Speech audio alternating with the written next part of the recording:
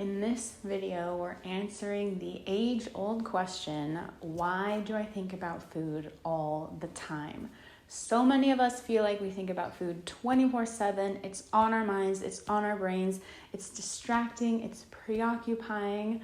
Why do we think about food all the time? We're going to dig into 4 evidence-based reasons. My name is Carrie. I'm an eating psychology coach, and that means that I care about the reasons why we do the things we do around food, not what is on our plates. The first reason why we think about food all the time is likely because of food rules and the reverse psychology that happens. So when you tell yourself that you can't have something, for example, carbs and sugar, what happens is that we actually want it more, and then we think about it more. So in one clinical study, researchers asked people to limit their chocolate intake. They didn't ask them to eat less overall. They didn't put them on any kind of diet. They said, just eat like you normally do, eat a normal amount of food, but don't eat chocolate. And what happened is that people who love chocolate thought about it even more than before. What's really interesting is that people who didn't love chocolate didn't think about it more than before. And to me, that makes perfect sense. So if you are someone that loves carbs and you tell yourself that you can't have them, you're going to think about it more than before. If you love sweets and you say, I cannot have sweets, that is why you think about food all the time. It's at least one reason. So the second reason why we think about food all the time is because we're dieting. We're not eating enough. We're creating a caloric deficit, and that hardwires us to think about food all the time because your body cares about your survival. And if this doesn't land, please try and stay open to this idea, because a lot of us are under eating without even realizing it because we've been trying to eat as little as possible for so long that we think that that is a normal amount of food. And so I encourage you to keep track of what you're eating for just one day to see if you're eating enough. Not to see if you're eating little enough, right? We're not calorie counting for weight loss. We're trying to see if you're just eating enough. The third reason why we think about food all the time is because of hyperpalatable foods, those high in fat, salt, and sugar. Yummy foods, delicious foods. Think donuts, candy, baked goods, chips, pretzels, all of those things. We are, as humans, wired to crave and think about hyperpalatable foods when we eat them. So if you're already eating hyperpalatable foods, you're going to think about them more. However, I think that this really underestimates the psyche, willpower, and strength that most people have. But if that doesn't resonate with you, if you're like, no, I have no self-control around food, thank you, I beg to differ, maybe.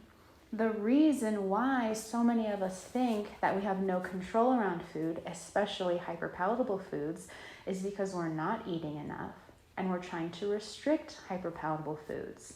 And so under those conditions, of course, you're going to think about food all the time.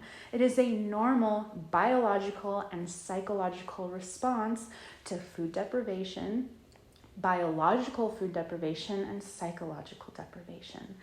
So yes, hyperpalatable foods are designed to make you think about them even more than before, but I argue that you have enough strength to resist those foods when you're not hungry, and I encourage you to eat them and enjoy them when you want them, when you are hungry, because we need to let ourselves enjoy the foods that we love and feel satisfied by our food choices in order to develop a healthy, balanced relationship with food. And finally, the fourth reason why we think about food all the time is because of emotional eating.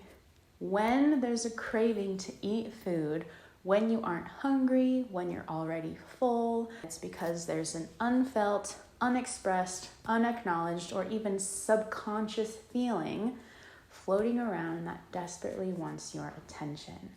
And that's where my stop, drop, and feel comes into play. If you're new to that tool, I will link to it down below. Essentially, by dropping into your body in the exact moment that you want to eat without hunger, and you get really curious, what am I feeling?